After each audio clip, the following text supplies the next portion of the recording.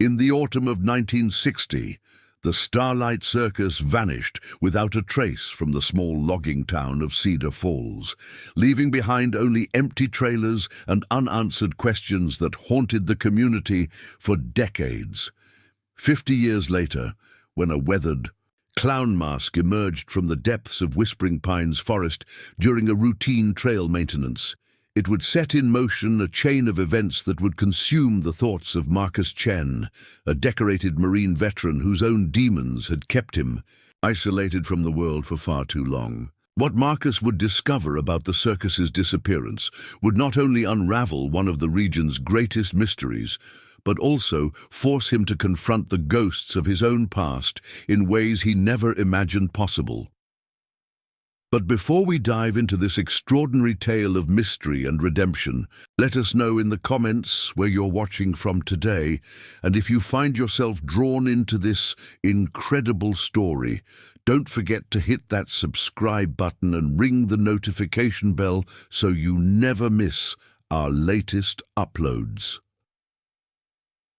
The morning mist clung to the towering Douglas firs of Whispering Pines Forest like ghostly fingers, creating an otherworldly atmosphere that seemed to muffle even the sound of Marcus Chen's heavy boots against the pine needle-covered trail.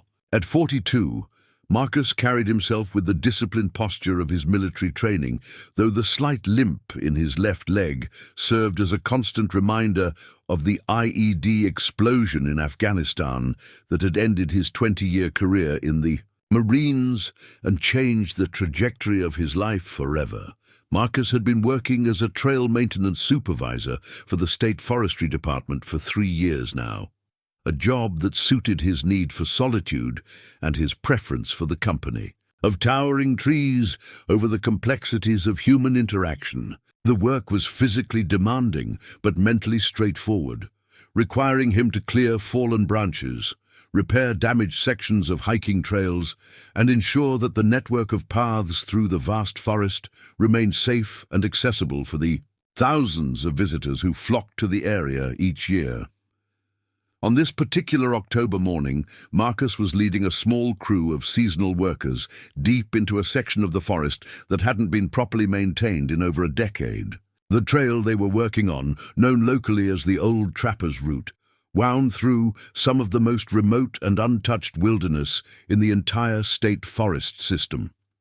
Ancient trees, some over 200 years old, created a natural cathedral of green that filtered the sunlight into dancing patterns on the forest floor. The crew had been working steadily since dawn, removing a massive fallen oak that had blocked the trail during the previous winter's storms. It was tedious work, requiring chainsaws, ropes, and careful coordination to ensure that the removal didn't damage the surrounding vegetation or create erosion problems on the steep hillside. Marcus had always found a certain peace in this type of work, the physical exertion helping to quiet the constant chatter of memories and regrets that had plagued him since returning from his final deployment. It was Jake Morrison, a college student working his second season with the forestry department, who first spotted the unusual object protruding from beneath the massive root system of the fallen oak. The 20-year-old had been using a pickaxe to clear away decades of accumulated soil and debris when the metal tool struck something that clearly didn't belong in the forest ecosystem. "Hey, Mr. Chen," Jake called out, his voice carrying a note of curiosity mixed with uncertainty. "You might want to take a look at this." Marcus set down his chainsaw and made his way over to where Jake was kneeling beside the exposed root system. The young man was pointing at what appeared to be a section of faded fabric, partially buried under layers of decomposed leaves and forest debris. At first glance, it looked like nothing more than an old piece of canvas or tarp that had somehow found its way into the woods, perhaps discarded by campers or hunters years ago. But as Marcus knelt down and began to carefully brush away the accumulated debris, it became clear that this was something far more significant. The fabric was attached to what appeared to be a painted surface, and as more of the object was revealed, the distinctive features of a theatrical mask began to emerge. The paint was faded and cracked, the colors muted by decades of exposure to the elements, but the basic design was unmistakable. It was a clown mask, complete with an exaggerated red nose, painted white face, and the remnants of what had once been bright red lips curved into a perpetual smile. The craftsmanship was clearly professional, far superior to the cheap plastic masks that might be found at a costume shop or carnival. This was the type of high-quality theatrical piece that would have been used by a professional performer, someone who took their craft seriously and invested in equipment that would withstand the rigors of regular use. Marcus carefully lifted the mask from its forest tomb, turning it over in his hands as he examined the construction and materials. The base appeared to be made of papier-mâché or a similar lightweight material, with leather straps that would have secured it to the wearer's head. Despite its age and exposure to the elements, the mask had been remarkably well preserved, protected by the root system and the layers of organic matter that had accumulated over the decades. As Marcus studied the artifact, a memory began to stir in the back of his mind. Something he had heard years ago about a traveling circus that had disappeared from the area under mysterious circumstances. He couldn't recall the specific details, but the story had been one of those local legends that older residents sometimes shared during quiet conversations at the town's diner or hardware store. "That's pretty weird, isn't it?" Jake observed, peering over Marcus's shoulder at the painted face. "I mean, what would a circus mask be doing way out here in the middle of nowhere?" The question hung in the air as Marcus continued to examine the mask, noting the fine details of the craftsmanship and the professional quality of the paint job. This wasn't some amateur creation or discarded party favor. This mask had belonged to someone who had made their living bringing joy and laughter to audiences, someone who had dedicated their life to the art of performance and entertainment. "Pack it up carefully," Marcus instructed Jake, his voice carrying a tone of authority that came from years of military command. "Use some of that plastic sheeting we brought for the equipment. We'll take it back to the office and see if we can find out where it came from." As the crew continued their work on clearing the fallen oak, Marcus found his thoughts repeatedly returning to the mysterious mask and the questions it raised.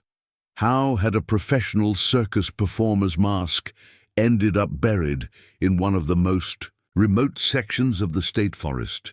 Had it been lost accidentally during some long-ago camping trip, or was there a more significant story behind its presence in the woods? The rest of the workday passed in a blur of chainsaws, ropes, and physical labor, but Marcus couldn't shake the feeling that the discovery of the mask was somehow significant, that it represented the first piece of a puzzle that he didn't yet understand. By the time the crew packed up their equipment and began the long hike back to their vehicles, the painted face of the clown had taken on an almost haunting quality in Marcus's mind. That evening, back at his small cabin on the outskirts of Cedar Falls, Marcus found himself staring at the mask as it sat on his kitchen table under the harsh fluorescent light. The painted smile seemed to mock him, as if the long-dead performer was amused by the mystery their mask had created. Marcus had lived in the area for 3 years, but he had never been one to socialize with the locals or delve into the community's history and folklore. His interactions with townspeople were limited to necessary business transactions and the occasional polite nod on the street. But now, faced with this tangible piece of the past, Marcus felt a stirring of curiosity that he hadn't experienced in years. The mask represented a mystery, a puzzle that demanded to be solved, and for the first time since his return from Afghanistan, Marcus found himself genuinely interested in something beyond his daily routine of work and solitude. The local library, he decided, would be his first stop in the morning. If there was indeed a story behind the mask, if it was connected to some long-forgotten circus that had passed through the area, there would likely be some record of it in the town's historical collections. Newspapers, photographs, perhaps even eyewitness accounts from residents who had been present when the circus had visited Cedar Falls all those years ago. As Marcus prepared for bed that night, he found himself looking forward to the morning with an anticipation that felt foreign and strangely energizing. For 3 years, each day had blended into the next in an endless cycle of routine and emotional numbness. But the discovery of the mask had awakened something in him, a sense of purpose and curiosity that had been dormant since his discharge from the military. Little did Marcus know that his decision to investigate the origins of the clown mask would lead him down a path that would not only uncover one of the region's most enduring mysteries, but also force him to confront the trauma and isolation that had defined his life for the past several years. The painted smile of the long-dead performer would become the key that unlocked not just the secrets of the past, but also the possibility of a future filled with connection, purpose, and healing that Marcus had thought was lost to him forever. Marcus Chen had not always been a man who preferred the solitude of towering pines to human companionship.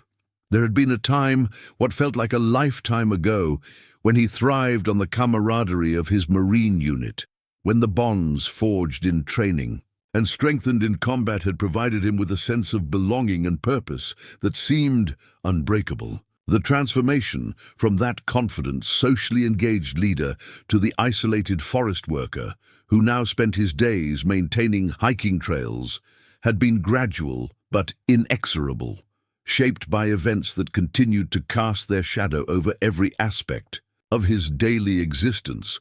Born and raised in San Francisco's Richmond district, Marcus had grown up in a tight-knit Chinese-American family where education and hard work were valued above all else. His parents, David and Linda Chen, had immigrated from Taiwan in the 1970s, establishing a small but successful restaurant that became a neighborhood institution. Marcus's childhood had been filled with the sounds and smells of the kitchen, the constant chatter of customers, and the warm embrace of a community that had watched him grow from a shy elementary school student into a confident high school athlete. The decision to join the Marines immediately after graduating from high school had surprised many who knew Marcus, including his parents, who had harbored dreams of their son following a more traditional path through college and into a professional career. But Marcus had felt called to serve, inspired by stories of heroism and sacrifice that seemed to offer a clearer sense of purpose than the uncertain prospects of academic study. The discipline and structure of military life had appealed to his methodical nature, while the physical challenges had provided an outlet for the restless energy that had characterized his teenage years.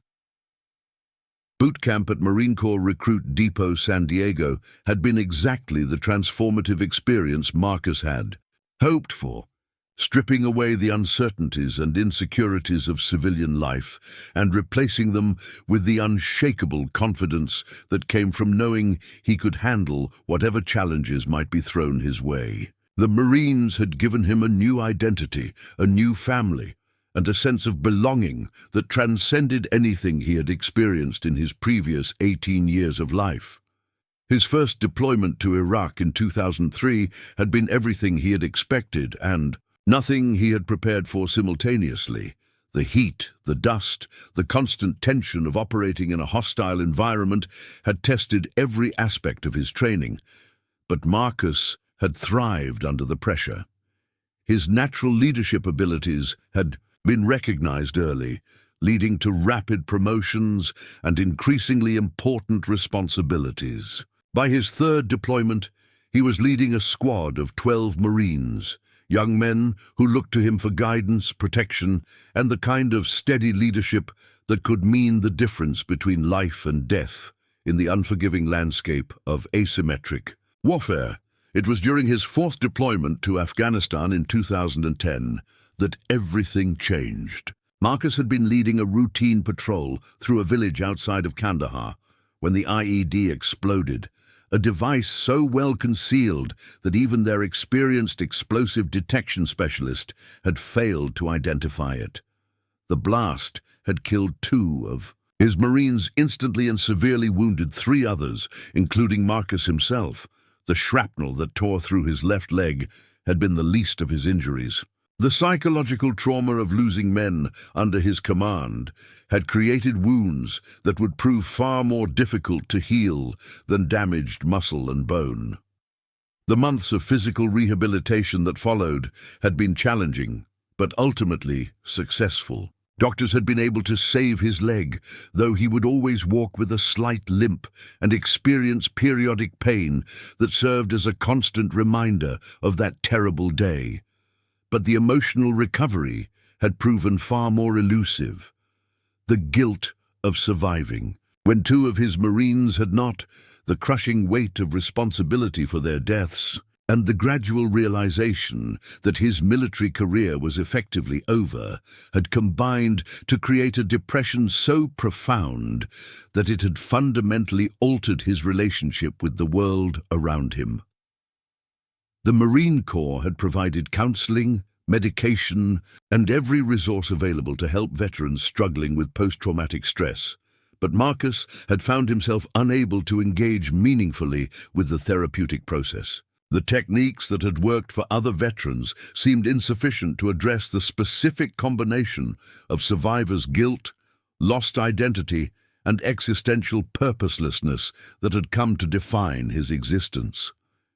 Group therapy sessions had felt hollow and performative, while individual counseling had seemed to offer nothing but empty platitudes and clinical observations that bore no resemblance to the complex reality of his emotional experience.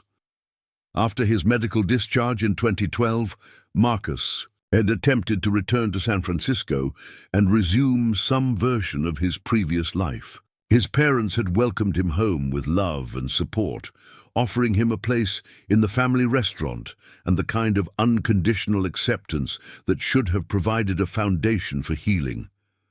But the bustling energy of the city, the constant noise and activity that had once energized him, now felt overwhelming and threatening. Crowds made him anxious.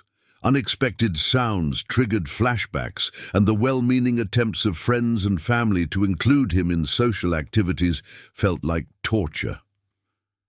The breaking point had come during a family celebration at the restaurant, when the sound of a car backfiring outside had sent Marcus into a full-blown panic attack.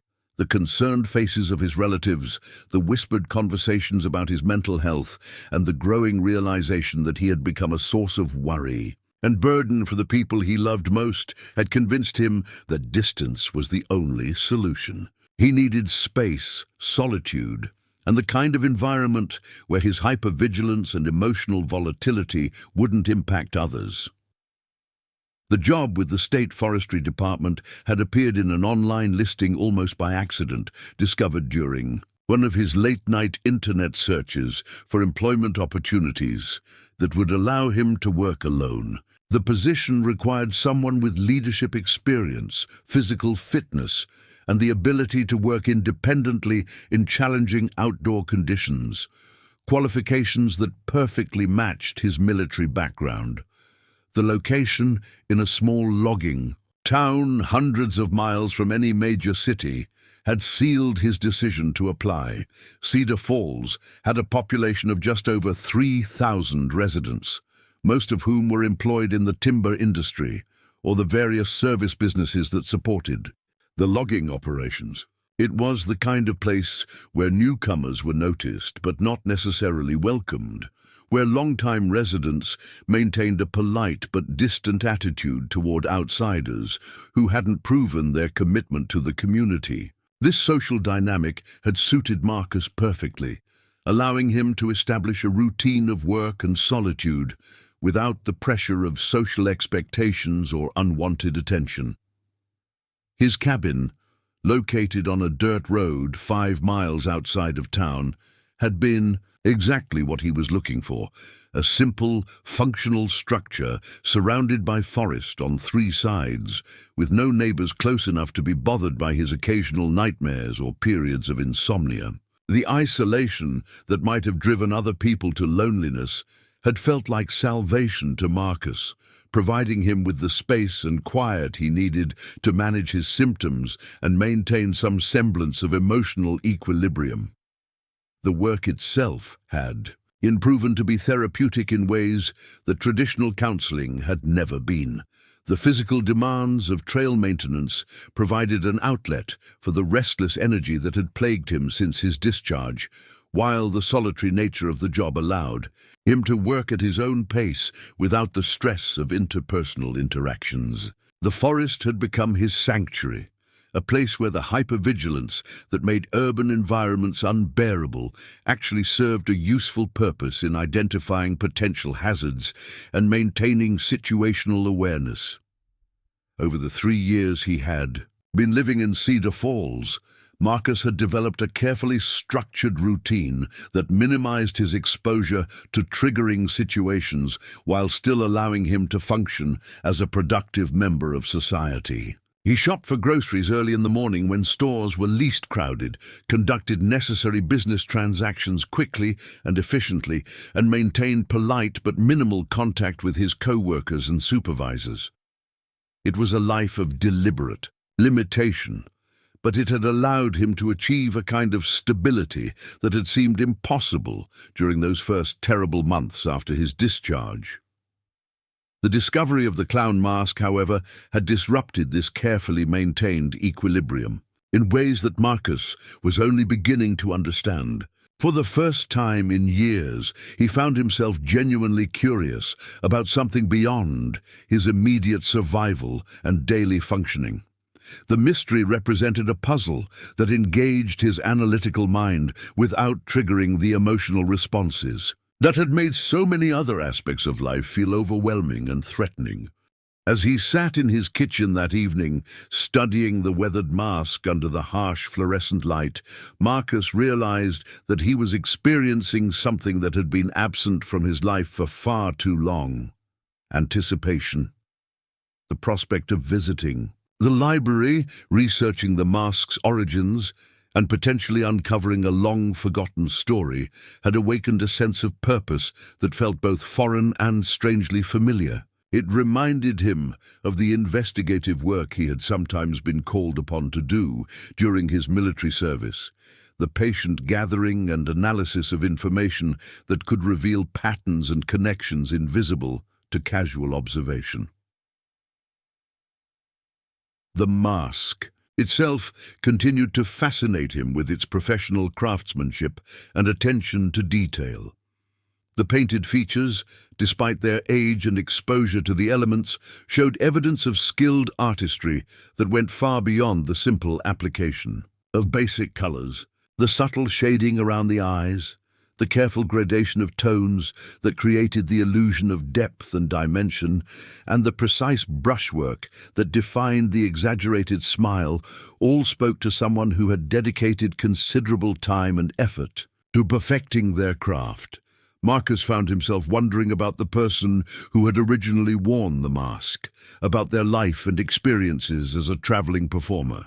What had it been like to make a living, bringing joy and laughter to audiences across the country, moving from town to town with a troupe of fellow entertainers who shared the same commitment to their art?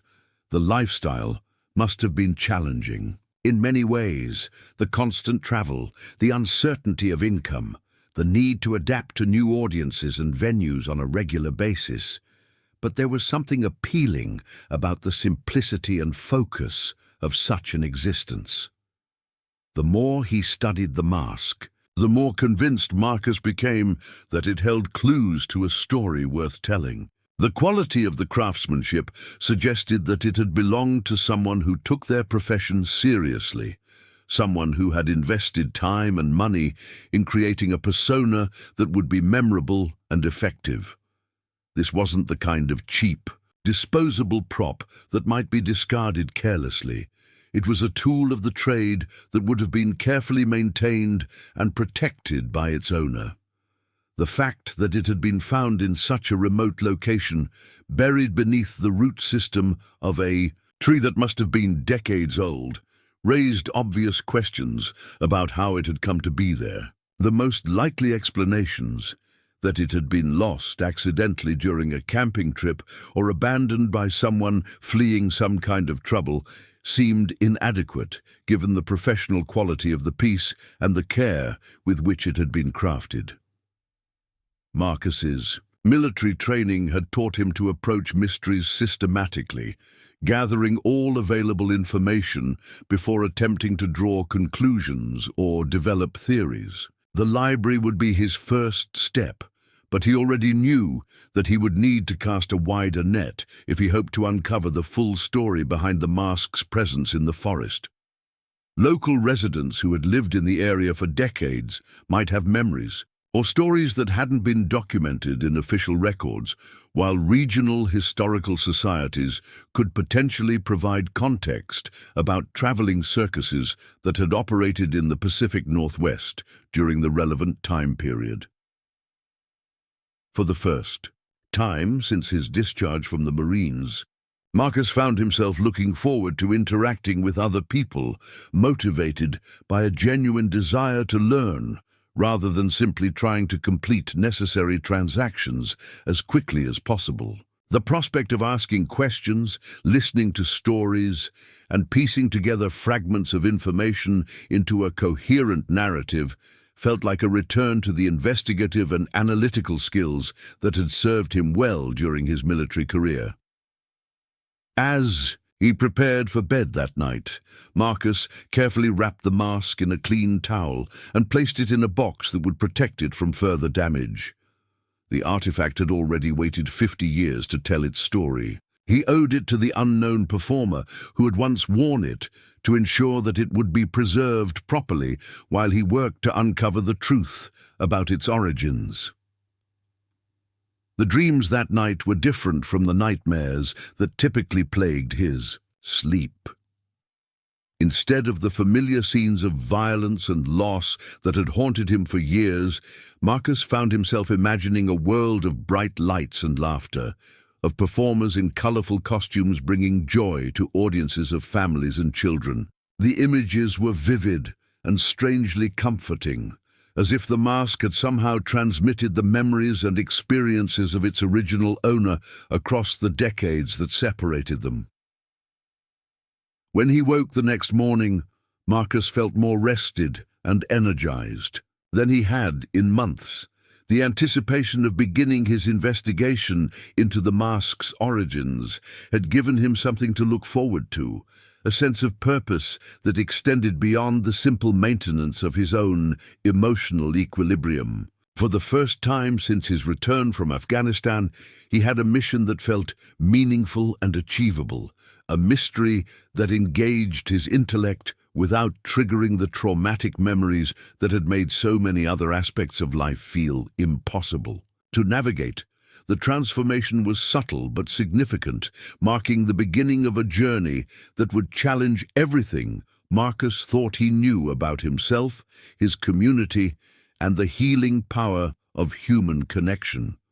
The painted smile of the long-dead performer had become more than just an artifact. It had become a catalyst for change that would ultimately lead Marcus out of his self-imposed isolation and back into the world of relationships and shared experiences that he had spent years avoiding.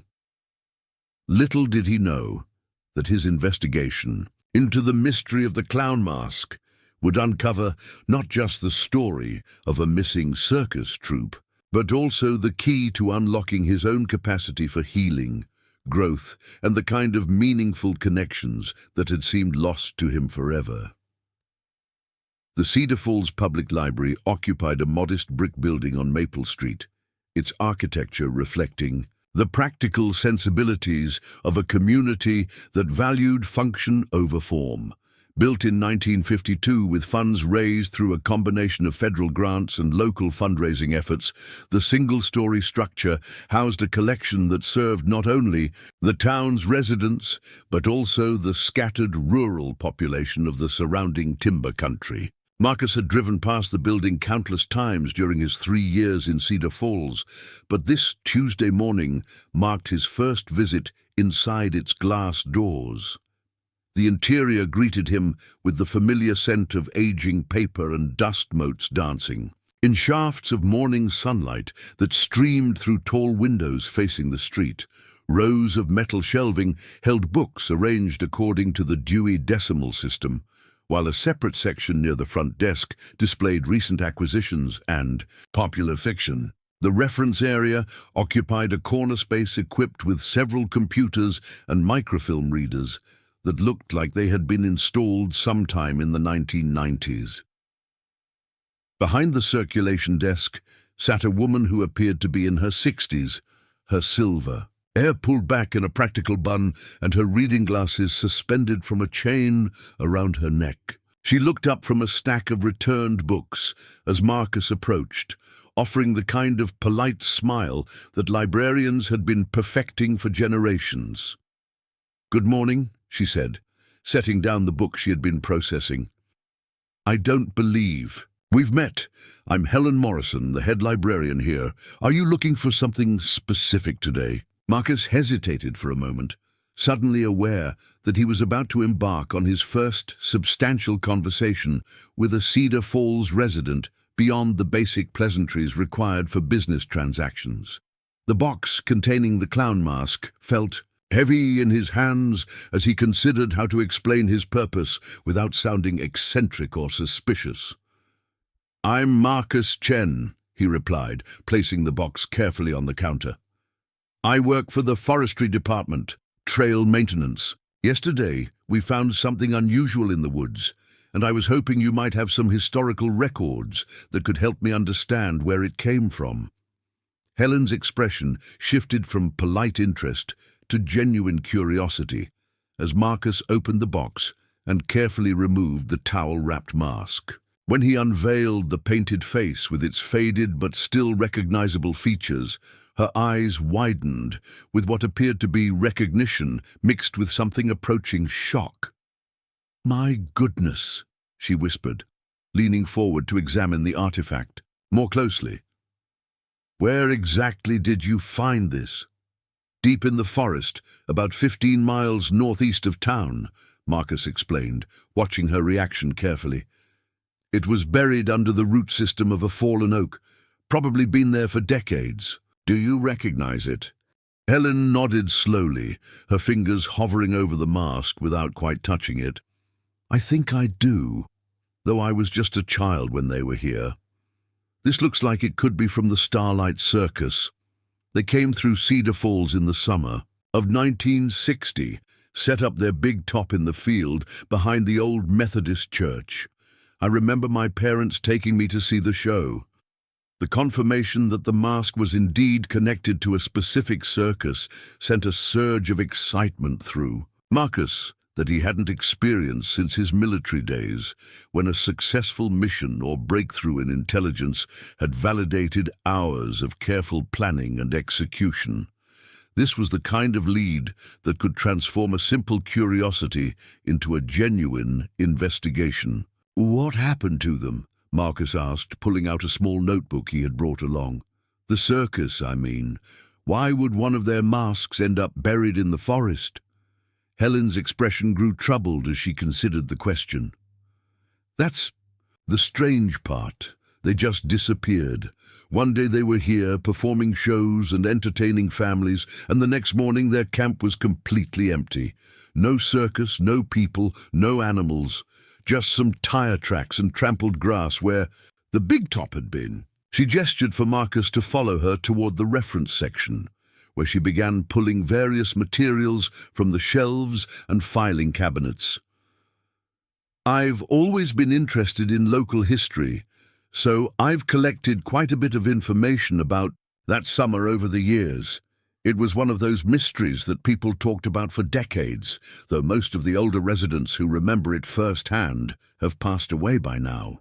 The materials Helen spread across a large table painted a picture of the Starlight Circus as a medium-sized traveling show that had been operating throughout the Pacific Northwest since the 1940s. Newspaper clippings from the Cedar Falls Gazette showed advertisements for their performances featuring acrobats, clowns, animal acts, and various novelty performers. The photographs accompanying the articles revealed a professional operation with quality equipment and costumes that matched the craftsmanship Marcus had observed in the mask.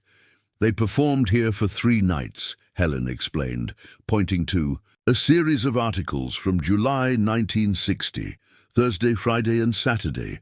The shows were apparently very popular, with families coming from miles around to see them. The local paper praised their professionalism and the quality of their acts. Marcus studied the photographs carefully, looking for any performer who might have worn the mask he had discovered. Several clowns were visible in the group shots, their faces painted in various styles and designs, but the black and white newspaper photos made it impossible to determine specific color schemes or identify individual performers with certainty. "What about Sunday?"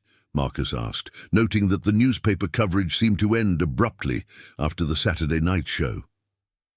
"Did they perform on Sunday, or was that when they left?" Helen shook her head, her expression growing more serious.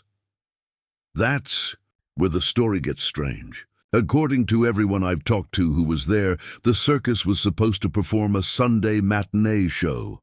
Families had already bought tickets, children were excited about going. But when people arrived at the field that afternoon, everything was gone." She pulled out a folder containing handwritten notes and photocopied documents that appeared to be her own research into the incident. "I've interviewed dozens of people over the years who remembered that weekend. The stories are remarkably consistent. Saturday night's show ended normally. The performers took their bows, the audience went home. But sometime between midnight Saturday and Sunday morning, the entire circus vanished without a trace." Marcus leaned forward, his investigative instincts fully engaged now.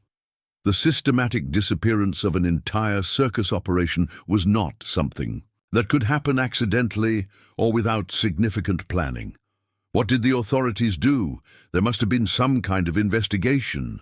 "There was, though it wasn't very thorough by modern standards," Helen replied, pulling out a thin file that contained copies of police reports and newspaper articles from the weeks following the disappearance. Sheriff Davies, that was the sheriff back then, filed reports and contacted circuses in neighboring counties to see if anyone had information about the Starlight Troupe. But this was 1960, remember. Communication between law enforcement agencies wasn't what it is today. The police reports made for interesting reading, revealing details that hadn't appeared in the newspaper coverage. Several witnesses had reported seeing vehicles leaving the circus grounds during the early morning hours of Sunday, but the descriptions were vague and conflicting. Some mentioned trucks and trailers, which would have been expected for a traveling circus, but others described unmarked vans and cars that didn't match the typical transportation used by performers and crew. "Did anyone ever determine who owned the circus?" Marcus asked, taking notes as he reviewed the documents. "There must have been some kind of business registration or permit required for them to perform here." Helen nodded, pulling out another set of papers. The permit was issued to someone named Vincent Castellano, who claimed to be the circus owner and manager. But when Sheriff Davies tried to trace him after the disappearance, he discovered that the name was probably fake. No business licenses, no permanent address, no employment history that anyone could verify. This revelation added another layer of mystery to the story. A legitimate traveling circus would have had extensive documentation, business relationships with suppliers and venues, and a traceable history of performances in other communities. The fact that the Starlight Circus seemed to have appeared and disappeared without leaving any bureaucratic footprints suggested something far more complex than a simple business failure or change of plans. What about the performers? Marcus continued, his military training prompting him to approach the mystery systematically. Did anyone local get to know any of them personally? Performers often stay in town overnight, eat at local restaurants, make connections with residents. Helen's expression grew thoughtful as she considered the question. That's another odd thing about the whole situation. Most traveling circuses that came through Cedar Falls had performers who would visit local businesses, sometimes even stay with local families if the accommodations were limited. But the Starlight people kept to themselves almost completely. They had their own camp, their own food service, their own entertainment after the shows. She pulled out a manila envelope containing what appeared to be personal photographs rather than newspaper clippings. These were taken by Tom Bradley, who owned the camera shop back then. He was something of an amateur photographer and documented a lot of local events. He managed to get some candid shots of the circus people during their setup and between shows. The photographs revealed details that hadn't been visible in the newspaper images. The circus vehicles and equipment appeared to be in excellent condition, suggesting a well-funded operation rather than a struggling traveling show. The performers themselves looked professional and experienced, with the kind of physical conditioning and bearing that came from years of dedicated training and performance. Marcus studied the images of the clown performers with particular interest, looking for anyone who might have worn the mask he had discovered. 3 different clowns were visible in various shots, each with their own distinctive costume and makeup style. One appeared to be a traditional white-face clown with elaborate costume details. Another seemed to be performing a tramp or hobo character, and the third wore what looked like a more naturalistic style that might have been compatible with the mask from the forest. "Do you remember anything specific about the clown performers?" Marcus asked, pointing to the relevant photographs. "Did any of them stand out in terms of their act or personality?" Helen smiled at the memory, her expression softening as she recalled her childhood experience of the circus. There was one who was absolutely magical with children. He didn't just perform during the shows. He would walk around before and after, making balloon animals and doing little magic tricks for kids who were waiting. I remember him giving me a balloon dog that I treasured for weeks afterward.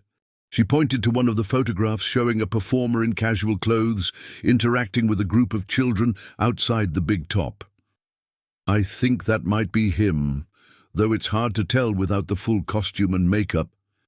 He had this wonderful way of making each child feel like they were the most important person in the world. My mother always said that was the mark of a truly gifted performer." The description matched Marcus's mental image of someone who would have invested in a high-quality mask like the one he had found. A performer who specialized in connecting with children would have understood the importance of having equipment that looked professional and could withstand the rigors of regular use while maintaining its visual impact. "Did this clown have a stage name?" Marcus asked, hoping for any detail that might help identify the performer or trace their background. Helen thought for a moment, her brow furrowed in concentration. "I think they called him Patches, though that might not be right. It was so long ago, and I was only 8 years old at the time. The names of all the performers were announced during the show, but I don't remember most of them clearly." Marcus made a note to investigate whether there were any records of performers using that stage name, though he recognized that professional entertainers often used multiple names throughout their careers or adopted different personas for different types of performances. "What about the other people in town who would have interacted with the circus?" Marcus continued, determined to gather as much information as possible while he had access to Helen's extensive research. business owners who sold them supplies, local officials who would have handled permits and logistics. Helen began pulling out additional files, clearly pleased to have someone showing genuine interest in her historical research.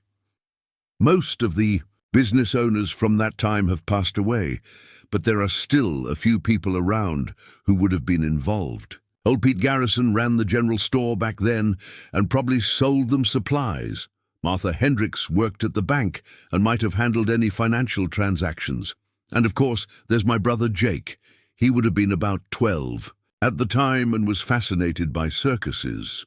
The mention of her brother sparked Marcus's interest, particularly given that Jake Morrison was also the name of the young forestry worker who had helped discover the mask.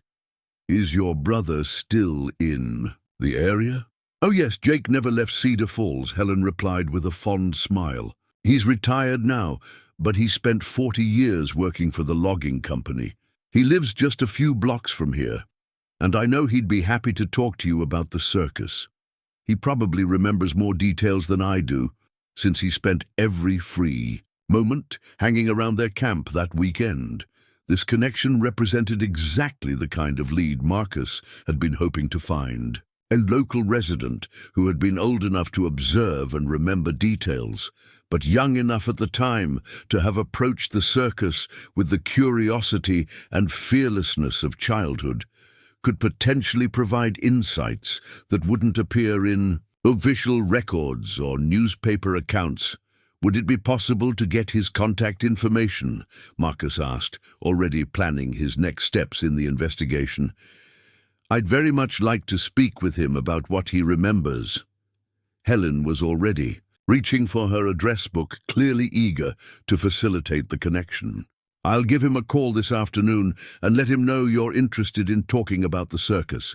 He loves telling stories about the old days, and this is one of his favorites. I'm sure he'll be delighted to share what he remembers." As Marcus gathered his notes and prepared to leave the library, he felt a sense of accomplishment that reminded him of the satisfaction he had experienced during successful military operations. The morning's research had transformed the clown mask from a simple curiosity into the centerpiece of a genuine historical mystery, complete with witnesses, documentation, and leads for further investigation. The story Helen had shared raised as many questions as it answered, but that was exactly what Marcus had been hoping for. A straightforward explanation would have satisfied his curiosity, but provided little opportunity for the kind of extended investigation that was beginning to feel like a return to purposeful work. The complexity of the Starlight Circus disappearance promised weeks or even months of research, interviews, and analysis that would engage his analytical mind while keeping him connected to his community in ways he hadn't experienced since his discharge from the Marines. As he walked back to his truck, carefully carrying the box containing the mask, Marcus realized that something fundamental had shifted in his relationship with Cedar Falls and its residents. For the first time since his arrival 3 years ago, he felt like he belonged to something larger than his own survival and daily functioning. The mystery of the circus had given him a legitimate reason to connect with people, to ask questions and listen to stories, to participate in the kind of community interaction that had seemed impossible during his years of self-imposed isolation. The painted smile of the clown mask seemed to mock his previous assumptions about his limitations and possibilities, challenging him to step outside the carefully constructed boundaries of his controlled existence and engage with the messy, unpredictable, but ultimately rewarding world of human relationships and shared experiences. Jake Morrison lived in a white, clapboard house on Elm Street that had clearly been built during the post-war construction boom of the 1950s. The structure sat on a modest lot surrounded by mature maple trees that provided shade for a well-maintained garden filled with tomatoes, beans, and summer squash. A covered porch stretched across the front of the house, furnished with 2 wooden rocking chairs and a small table that held a collection of coffee cans repurposed as planters for various herbs and flowers. Marcus arrived at the appointed time of 2 o'clock in the afternoon, having spent the morning reviewing his notes from the library and preparing questions that might help him understand the events surrounding the circus's disappearance. The painted clown mask rested in its protective box on the passenger seat of his truck, ready to be examined by someone who had actually witnessed the Starlight Circus during its brief stay in Cedar Falls. The man who answered Marcus's knock appeared to be in his early 70s, with silver hair that had probably once been the same sandy brown as his sister Helen's, and blue eyes that held the alert intelligence of someone who had spent decades observing the world around him with careful attention to detail. Jake Morrison stood slightly taller than average height, with the kind of wiry build that suggested a lifetime of physical work, and his handshake conveyed the firm grip of someone accustomed to manual labor. "You must be Marcus," Jake said, stepping back to invite him into the house. "Helen called and told me about the mask you found. I have to admit, I've been thinking about that circus almost non-stop since she mentioned it. Haven't talked about those particular memories in years, but they're still as clear as if it happened yesterday." The interior of Jake's home reflected the practical sensibilities of a man who had lived alone for many years, but still took pride in maintaining his surroundings. The living room featured comfortable but well-worn furniture arranged to take advantage of the natural light from large windows, while built-in bookshelves held an eclectic collection of volumes ranging from local history to technical manuals related to forestry and logging operations. "Can I get you some coffee?" Jake offered, gesturing toward the kitchen. "I was just brewing a fresh pot, and I suspect we're going to be talking for quite a while once you show me what you found out there in the woods." Marcus accepted the offer, gratefully following Jake into a kitchen that looked like it had been updated sometime in the 1980s, but maintained with the kind of meticulous care that spoke to someone who valued functionality over fashionable appearances. While Jake busied himself with coffee preparation, Marcus carefully removed the clown mask from its protective wrapping and placed it on the kitchen table, where the afternoon sunlight streaming through the window would illuminate its faded but still recognizable features. Jake's reaction was immediate and unmistakable. He set down the coffee pot with a sharp intake of breath, his eyes widening as he stared at the painted face that had emerged from decades of burial in the forest floor. His hand moved instinctively toward the mask before stopping just short of touching it, as if he were afraid that contact might somehow damage the artifact or perhaps trigger memories that had been safely contained for half a century. "Sweet Jesus," Jake whispered, his voice carrying a combination of amazement and something that sounded almost like fear. "That's Patch's mask. I'd recognize it anywhere, even after all these years. Where exactly did you say you found this thing?" Marcus described the location in detail, noting Jake's reactions as he explained the circumstances of the discovery and the condition in which the mask had been preserved. The older man listened intently, occasionally asking for clarification about specific geographical landmarks or the depth at which the artifact had been buried. "That's way out in the middle of nowhere," Jake observed when Marcus finished his account. "Must be 15-20 miles from where the circus was camped. There's no reason anyone from the show would have been out there, especially not with something as important as a performer's mask." The implication hung in the air between them as Jake finally picked up the mask and examined it closely, turning it over in his hands to study the construction and craftsmanship. His familiarity with the artifact was evident in the way he handled it, as if he were renewing an acquaintance with an old friend rather than examining an unfamiliar object. "Tell me about Patches," Marcus said, settling into a chair at the kitchen table and pulling out his notebook. "What do you remember about him specifically? What was he like as a performer and as a person?" Jake poured coffee for both of them. Before sitting down across from Marcus, the mask positioned between them like a silent witness to their conversation. His expression grew thoughtful as he considered how to articulate memories that had been stored away for decades, but were now flooding back with startling clarity. "Patches was special," Jake began, his voice taking on the cadence of someone settling into a well-loved story. "Most of the circus people were friendly enough, but they kept their distance from us locals. Professional, you know, but not personal. Patches was different. He genuinely seemed to enjoy spending time with kids, and not just during the performances." Jake described how Patches would arrive at the circus grounds early each morning and spend time walking around the perimeter of their camp, apparently checking equipment and preparing for the day's activities. Unlike the other performers who typically remained in costume only during actual showtimes, Patches often wore portions of his clown outfit throughout the day, particularly the distinctive mask that Marcus had discovered. "He had this way of making every kid feel like they were part of something magical," Jake continued, his eyes distant with memory. "Not just the balloon animals and card tricks that lots of clowns do, but real conversations. He'd ask about your family, your school, your pets." He remembered details from one day to the next, which was pretty impressive considering how many children he must have met in every town. Marcus made careful notes as Jake described his interactions with Patches during the 3 days the circus had been in Cedar Falls. The picture that emerged was of a performer who took his craft seriously, but also genuinely enjoyed connecting with his audience on a personal level.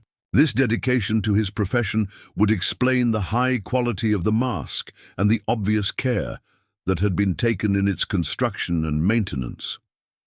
"Did you spend much time around the circus camp?"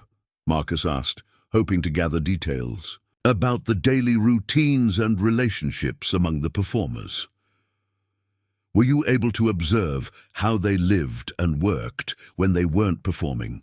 Jake nodded enthusiastically, clearly pleased to have an audience for memories that he had probably shared many times over the years, but perhaps never in such detail or with such focused attention. "Oh, absolutely. I was there every free moment. I had. My parents were pretty lenient about letting me hang around as long as I stayed out of the way and didn't interfere with their work." The camp, according to Jake's recollections, had been organized with military-like precision.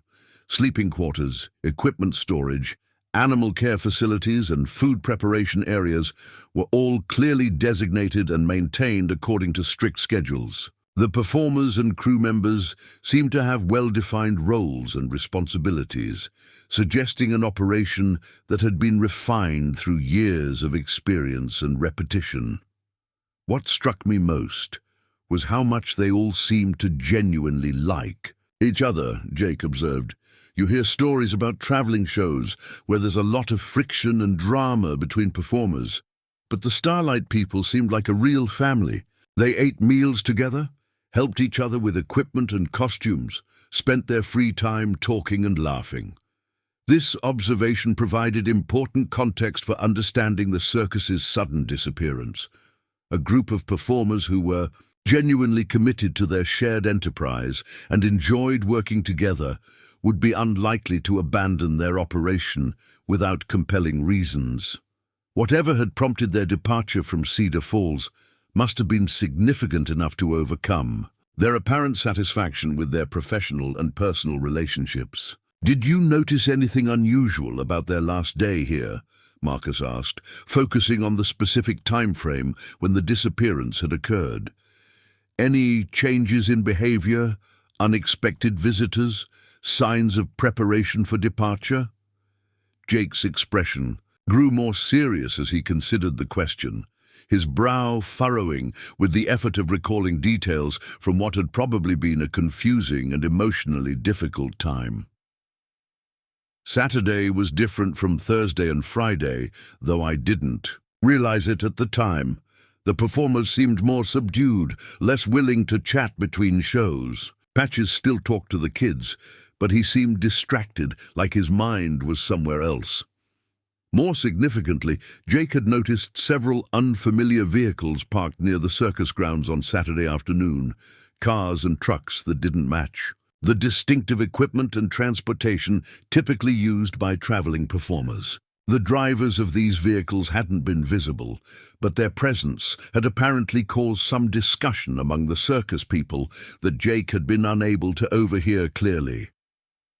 "I remember asking Patches about the extra cars," Jake continued, "and he gave me this strange look, like he wanted to say something but couldn't. He just told me that sometimes circus people had business to take care of that wasn't related to performing, but his voice was different when he said it, kind of sad and worried."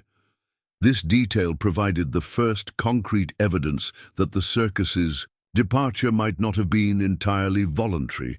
The presence of unauthorized vehicles and the apparent distress of at least one performer suggested that external factors had played a role in the decision to leave Cedar Falls so abruptly. "What about after the Saturday night show?" Marcus pressed, sensing that Jake's memories of the final evening might hold crucial information. "Did you see any of the performers or notice any activity around their camp?" Jake shook his head regretfully.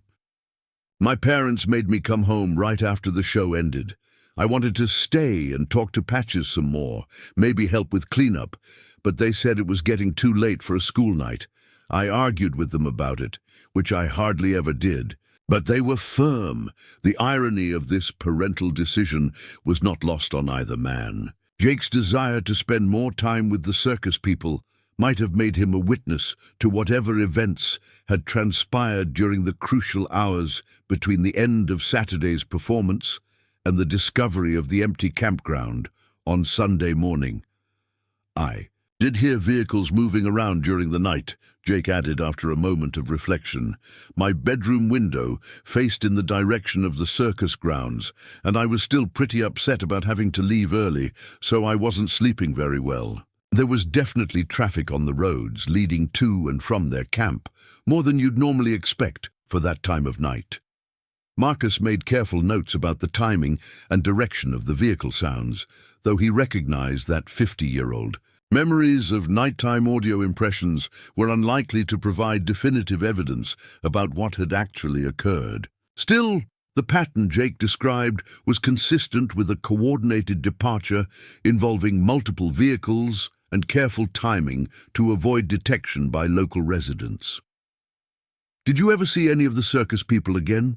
Marcus asked, exploring the possibility that some of the performers might have remained in the area or returned at some later time, either individually or as part of other traveling shows.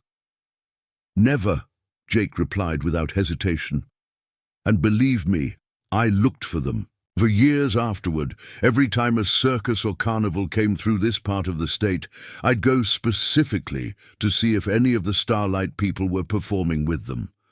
I got pretty good at recognizing performers' styles and techniques, but I never saw Patches or any of the others again."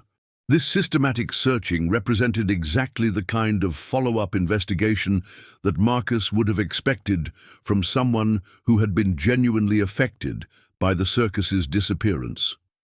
Jake's failure to locate any of the performers, despite years of looking, suggested that whatever had happened to the Starlight Circus had been permanent and comprehensive. "What theories did people around town develop about what happened?" Marcus asked, curious about how the local community had processed and explained the mysterious disappearance. "Did anyone ever come up with explanations that seemed plausible?" Jake leaned back in his chair, considering the various theories and rumors that had circulated through Cedar Falls in the months and years following the incident. Oh, there were plenty of ideas, some more reasonable than others. The most common explanation was that they'd gotten into some kind of financial trouble and had to leave quickly to avoid creditors or legal problems. Other theories had ranged from the mundane to the fantastic. Some residents had suggested that the circus had been a front for criminal activity, while others had proposed that personal conflicts among the performers had led to the group's dissolution. A few people had even speculated about supernatural explanations, though these ideas had generally been dismissed by more pragmatic community members. The theory that always made the most sense to me, Jake continued, was that they'd gotten mixed up with the wrong kind of people. Those extra cars I saw on Saturday, the way Patches seemed worried and distracted, it felt like someone was putting pressure on them, maybe threatening them in some way. This assessment aligned with Marcus's own growing suspicions about the circumstances surrounding the disappearance, the presence of unfamiliar vehicles, the performers' apparent distress, and the carefully coordinated nature of their departure all suggested external coercion rather than a simple business decision or internal conflict. But here's what really bothers me about the whole thing, Jake said, leaning forward and tapping the table beside the clown mask. If they left voluntarily, even under pressure, why would Patches abandon this? A performer's mask isn't just a piece of equipment. It's part of their identity, their livelihood. No professional entertainer would leave something this important behind unless they had absolutely no choice.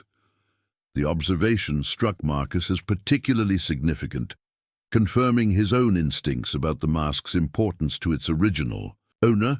The artifact represented not just a tool of the trade, but a crucial component of the performer's professional persona, something that would have been among the last items abandoned even under the most desperate circumstances. That's what convinced me that something terrible must have happened to them, Jake concluded, his voice heavy with the weight of decades-old worry and regret. Patches loved being a clown. It wasn't just his job, it was who he was. He would never have left his mask behind voluntarily. As their conversation continued into the late afternoon, Marcus realized that Jake's memories and insights had transformed his understanding of the circus disappearance from a simple historical curiosity into something far more troubling and complex. The evidence suggested that the Starlight Circus had not simply moved on to their next engagement, but had instead become victims of some form of coercion or violence that had forced them to abandon their equipment, their livelihood, and possibly their lives. The painted smile of the clown mask seemed to take on a different quality as this darker picture emerged, no longer representing joy and entertainment, but serving instead as a silent witness to whatever tragedy had befallen its owner and his fellow performers. Marcus found himself looking at the artifact with new eyes, seeing it not just as a historical curiosity, but as potential evidence in what might have been a crime that had gone uninvestigated and unsolved for half a century. The implications of this realization were both exciting and daunting. If Jake's theories were correct, then Marcus's investigation had the potential to uncover not just a historical mystery, but an actual injustice that deserved to be brought to light. The prospect of pursuing such a significant investigation appealed to his sense of duty and his need for meaningful work, but it also represented a level of commitment and public engagement that would push him far beyond the comfortable boundaries of his current existence. The revelations from Jake Morrison's memories had left Marcus with more questions than answers, but they had also provided him with a clear direction for his investigation. Over the next several days, he found himself approaching his forest maintenance duties with a distracted mind, constantly thinking about the implications of what he had learned and planning his next steps in uncovering the truth about the Starlight Circus disappearance. The clown mask had taken up permanent residence on his kitchen table, where Marcus would study it each morning over coffee and each evening after returning from work. The painted features seemed to watch him with patient expectation, as if Patches himself were waiting for justice to finally be served after decades of silence. The weight of this responsibility felt both familiar and foreign to Marcus. Familiar, because it reminded him of the sense of duty he had experienced during his military service, but foreign because it had been years since he had felt personally invested in an outcome that extended beyond his own immediate survival and comfort. Thursday morning, Marcus made a decision that surprised even himself. Instead of heading directly to his assigned work area in the forest, he drove to the Cedar Falls Sheriff's Department, a small brick building that housed both the local police force and the county sheriff's operations for the rural areas surrounding the town. The current sheriff, David Walsh, was a man in his 50s who had been elected to the position just 2 years earlier, replacing the longtime incumbent who had retired after 3 decades of service. Marcus had never spoken to Sheriff Walsh beyond the brief introductions that had occurred when he first moved to Cedar Falls and registered his firearms as required by state law. The prospect of initiating a conversation about a 50-year-old missing persons case felt daunting. But Marcus knew that accessing official records and potentially reopening a cold case would require law enforcement cooperation. The sheriff's office occupied a small space behind the reception area, furnished with a metal desk, filing cabinets, and walls covered with maps of the county and various law enforcement notices. Sheriff Walsh looked up from a stack of paperwork as Marcus knocked on the open door, his expression shifting from routine politeness to genuine interest as he recognized his visitor. "Marcus Chen, right?" Walsh said, standing to shake hands. "You work for the forestry department. What brings you in today?" Marcus had rehearsed this conversation during his drive to the sheriff's office, but the actual words still felt awkward and uncertain as he explained his discovery of the mask and his research into the circus disappearance. He was careful to present his findings as questions rather than conclusions, emphasizing his desire to understand a piece of local history rather than making accusations about possible criminal activity. Sheriff Walsh listened with the kind of focused attention that Marcus recognized from his own military experience, occasionally asking clarifying questions, but mostly allowing Marcus to present his information without interruption. When Marcus finished his account and placed the carefully wrapped mask on the sheriff's desk, Walsh examined it with the same careful scrutiny that Helen Morrison and Jake Morrison had shown. "I've heard stories about that circus," Walsh admitted, settling back in his chair. "Been meaning to look into the old files ever since I took this job, but there are always more pressing current cases to deal with." "You've certainly done more research than anyone has in decades." The sheriff explained that the original case files from 1960 were stored in the basement of the building, part of an archive system that included decades of incident reports, investigation records, and evidence from cases both solved and unsolved. While most of the older materials had been transferred to microfilm or digital formats, some physical evidence and original documents remained in their original form. "Would you be willing to let me examine those files?" Marcus asked, trying to suppress the excitement he felt at the prospect of accessing official records that might contain information unavailable in the library's collection.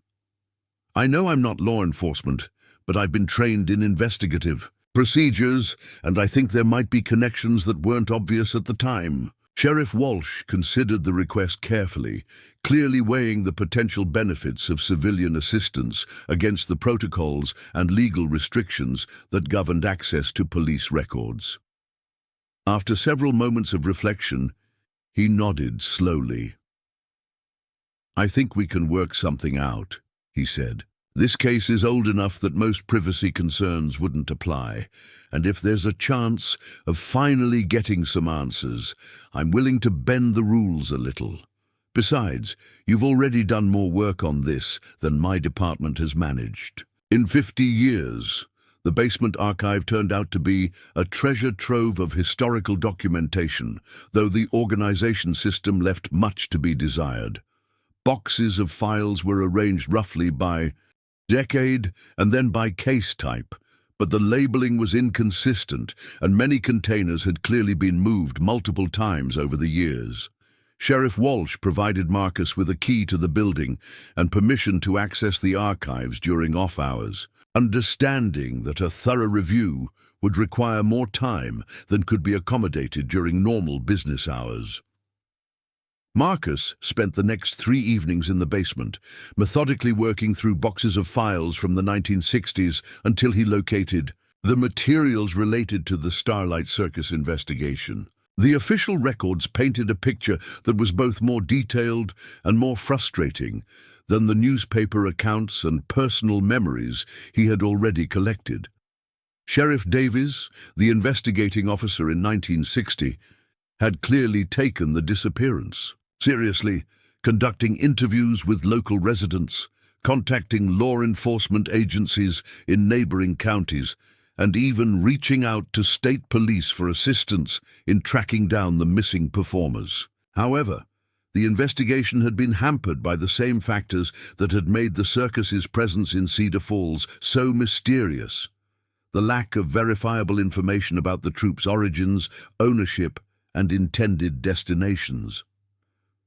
The most significant discovery came in a manila envelope marked physical evidence that contained photographs of the abandoned circus grounds taken on the Sunday morning when the disappearance was first discovered.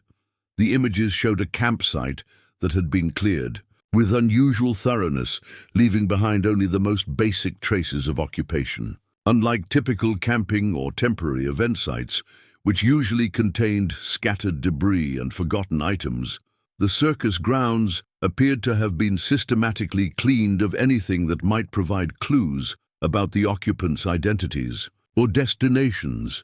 However, one photograph showed something that made Marcus's pulse quicken with recognition. Near the edge of the cleared area, partially hidden under some fallen branches, was what appeared to be a piece of colorful fabric. The image quality was poor by modern standards, but the pattern and colors were consistent with circus costume. Materials suggesting that at least some items had been left behind despite the apparent thoroughness of the cleanup operation. More importantly, a handwritten note attached to the photograph indicated that Sheriff Davies had collected this fabric sample as evidence, though there was no indication in the files that it had ever been analyzed or that it had provided any useful information. For the investigation, Marcus spent another hour searching through the evidence boxes before locating a small paper bag marked with the case number and date. Inside was a piece of cloth that had clearly once been part of a performer's costume, though 50 years of storage had faded the colors and made the original design difficult to distinguish. Still, the quality of the material and the professional construction of the seams confirmed that it had indeed come from circus equipment, rather than casual clothing or amateur theatrical supplies. The discovery of this overlooked evidence suggested that Marcus's investigation might be able to accomplish something that the original inquiry had not. Modern forensic techniques could potentially extract information from the fabric sample that would have been impossible to obtain in 1960.